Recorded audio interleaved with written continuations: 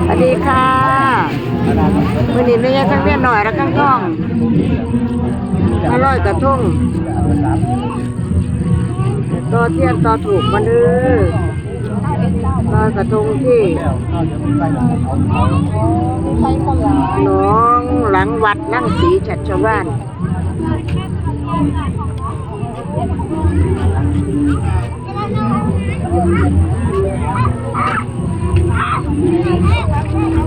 กับหลาน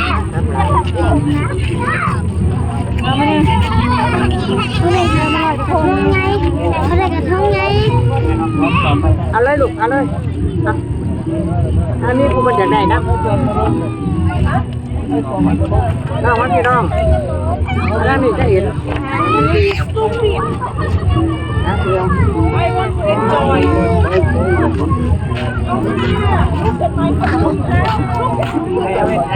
จุ๊บตัวรับอะไรนี่ตัวนี้จะเยอะจับใหม่เลยจับใหม่แม่ก็ได้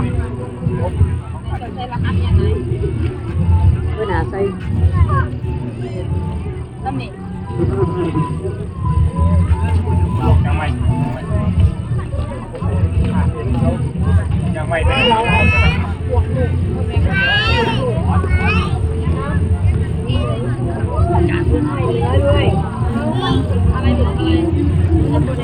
อยกระทงเพื่อถวายความเคารพหรือว่าขอโทษขอขมาจนเจ้าแม่คงค่าเวลาที่กองนอนดีๆขอขมาเจ้าแม่คงค่าวันถึงคนให้กินให้อาบหอนย่ามกับปีละเทือปีละครั้ง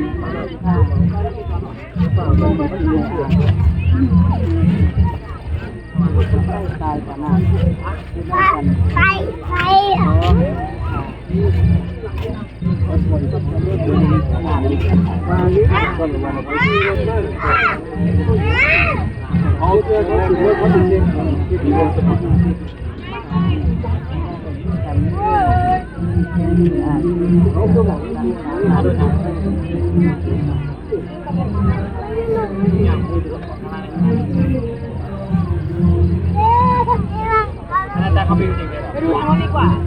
อาจารย์เคยถามก็พอได้ถาม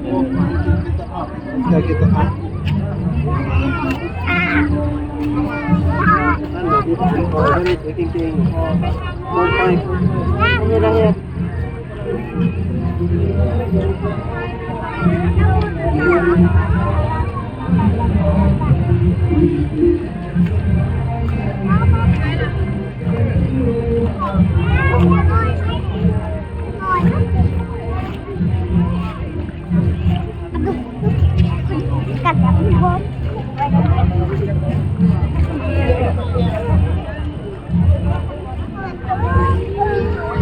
มีตังค์ผู้ใหญ่ยิ้มโอ้ยเนี่ยเรื่องอะไรเนี่ยเรื่อง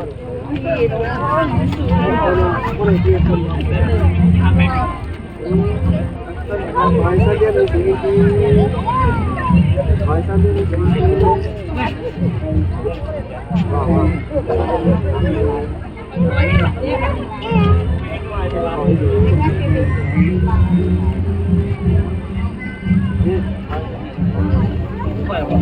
แล้วเดี๋ยวกูไปเสร็จเลยเขากว่าอะไรอย่างเงี้ยกูเป็นโดมเนี่ยโอ้ยนะฮะไปเลยมันกำลังเป็นไงคุณอ่ะไป ไม่ไง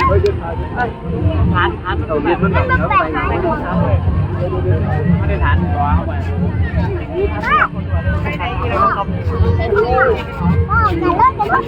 จะสะพงวัดเดียวกันเลย พวกนี้อันนั้นก็ของไทย ว่ายังไง พ่ออันนั้นของไทยของไทยนะ มันจะตรงเนี่ยนะมันจะตรง พ่ออันนั้นของไทย ก็ก่อนแล้วเนี่ยตั้ง ของไทยเนาะแค่พิคนเนาะเอา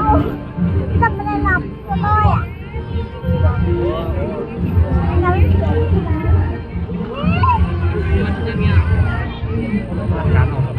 มีงานจัดแบบพื้นบ้านพี่น้องจัดแบบพื้นบ้านแบบธรรมชาติก็มีแนวเสพแนวงั้นมีตั้งแต่คน